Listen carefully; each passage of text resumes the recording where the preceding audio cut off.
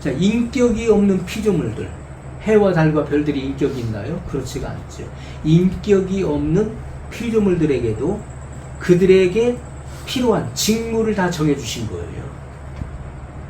그래서 어떤 그 별들은 자전과 공전을 하면서 그리고 운행을 합니다. 그리고 어떤 별들은 고정되어 있는 별들도 있어요. 자, 우리가 이 태양계에 있는 별들은 어떻습니까? 태양계에 있는 별들은 공전을 하죠. 우리 지구와 다른 자전과 공전을 하고 있어요.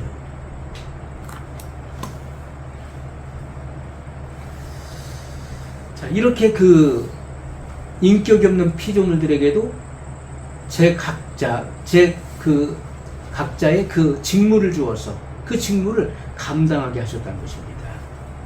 모든 피조물의 생명을 유지시키는 분도 하나님이시죠.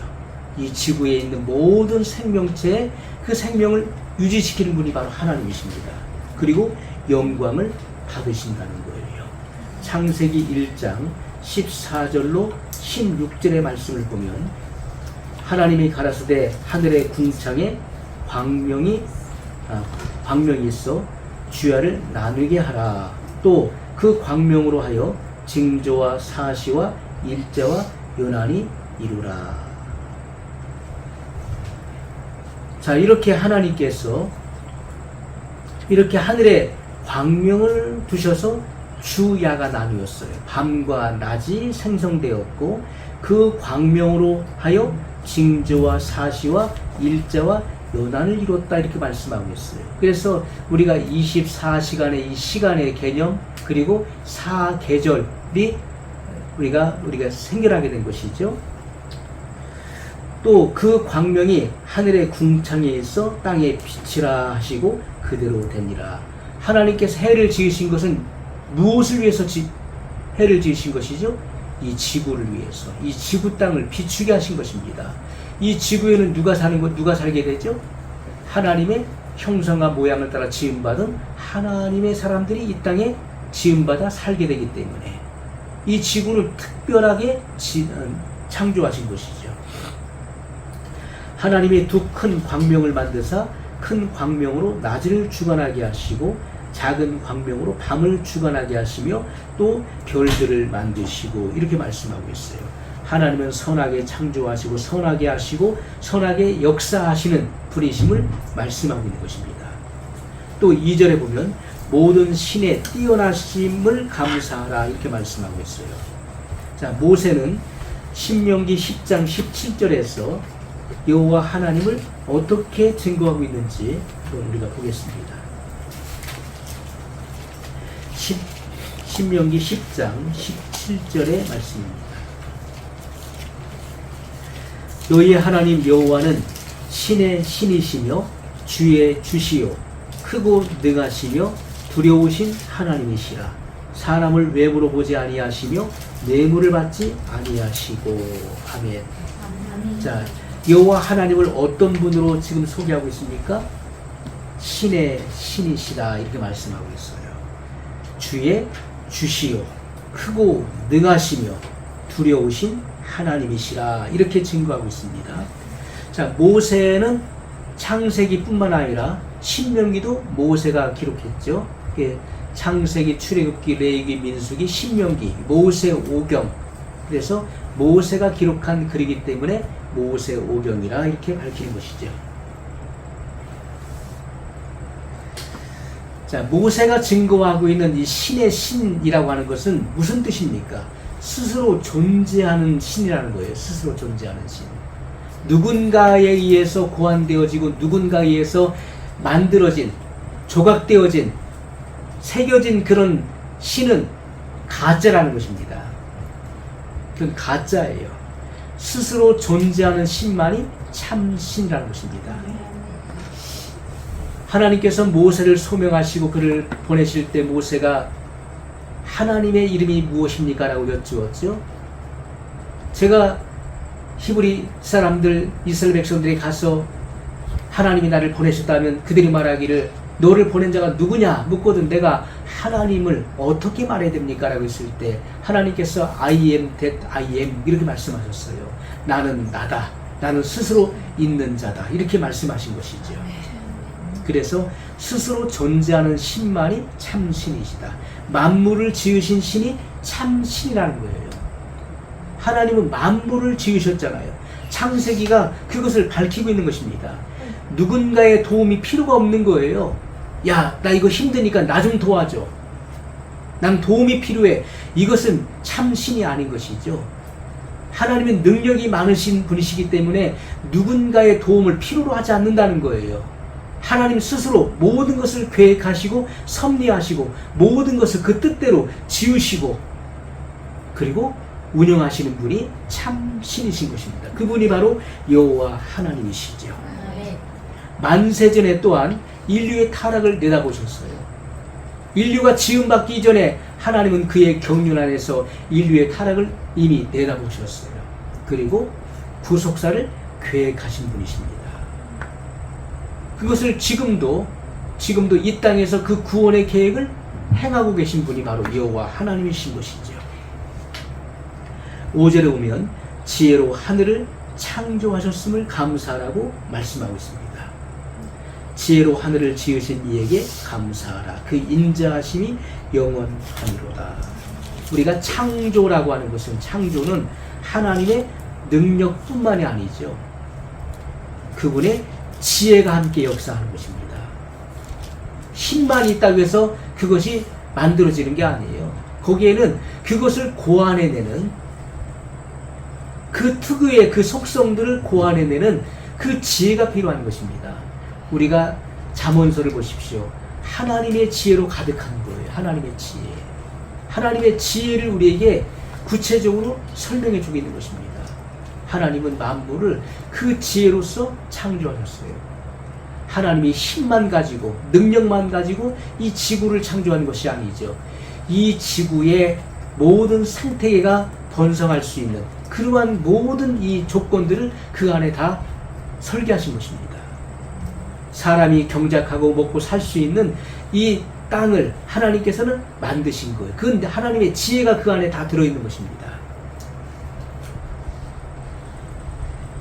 그래서 모든 만물은 하나님의 선견과 이해가 동반된 작품이에요.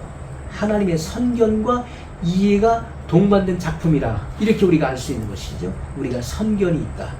또 이해력이 풍부하다. 이거 굉장히 중요한 부분이에요. 우리가 하나님의 선견이 뭡니까?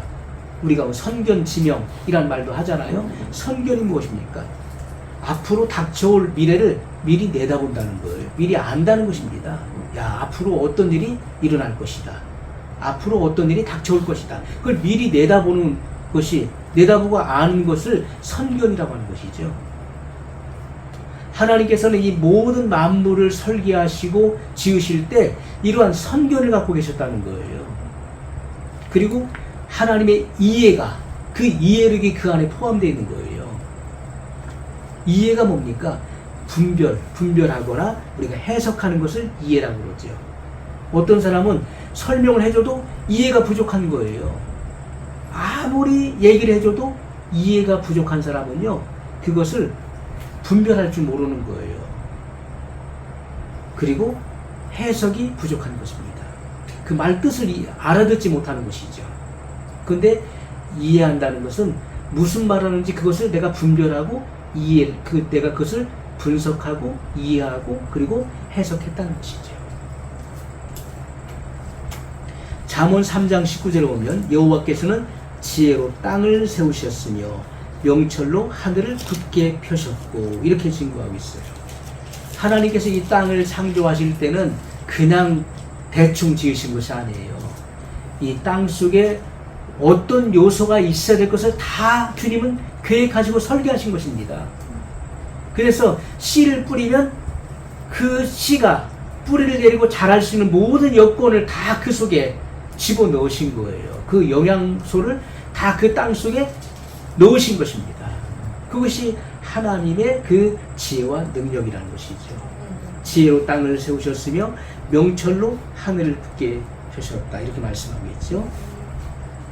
또 오늘 6절에 보면 땅을 물 위에 펴심을 감사하라. 이렇게 말씀하고 있어요. 땅을 물 위에 펴신 이에게 감사하라. 그 인자하심이 영원함이로다. 자, 이렇게 우주의 생성, 지구를 창조하심, 사람이 살 수 있는 모든 여건과 환경과 그리고 이 모든 것을 조성하시는 것, 이것은 다 하나님의 인자하심이라는 거예요. 사람에게 사람을 향한 하나님의 인자하심이 이곳에 다 나타나져 있다는 것입니다. 그 창세기 1장 2절을 보면 맨 처음에 땅이 이 물 가운데 쌓여 있었던 사실을 우리가 알 수 있는 것이죠.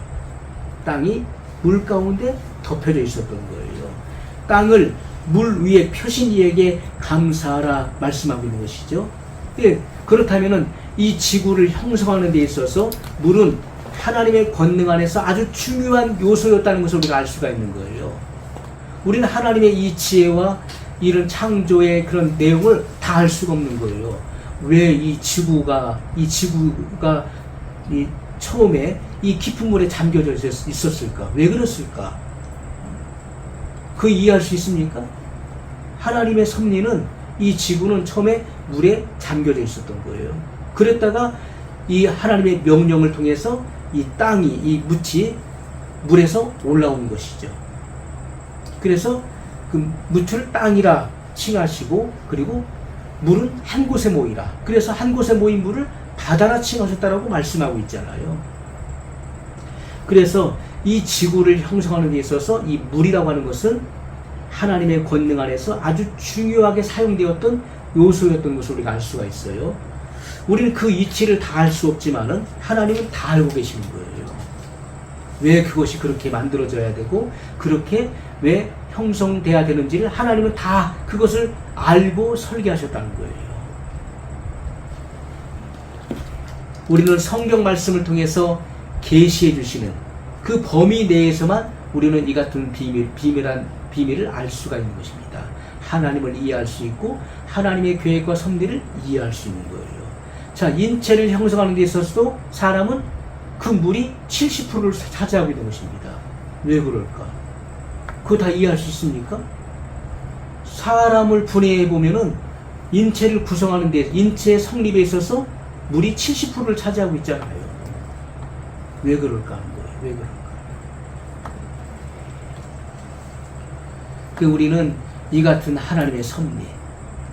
그런데 하나님의 이 모든 섭리는 결국 누구를 위한 것입니까? 사람을 위한 거예요. 그 사람을 위해서 지으신 모든 만물, 이 모든 만물, 그리고 그 삼라만상, 해와 달과 이 모든 하늘에 있는 별들이 이 지구를 비추게 하셨다. 지구 땅을 비추게 하셨다. 사람이 살고 활동하기에 적합한 그런 환경을 조성하신 거예요. 이것은 하나님의 인자하심의 표현이라는 것입니다. 하나님의 인자하심을 표현하고 있는 거예요. 그래서 우리는 그 인자하심에 감사하라. 감사하라. 이렇게 계속해서 하나님의 선하심을 기억하면서 그 인자하심에 감사하라. 이렇게 우리에게 명령하고 있는 것이죠.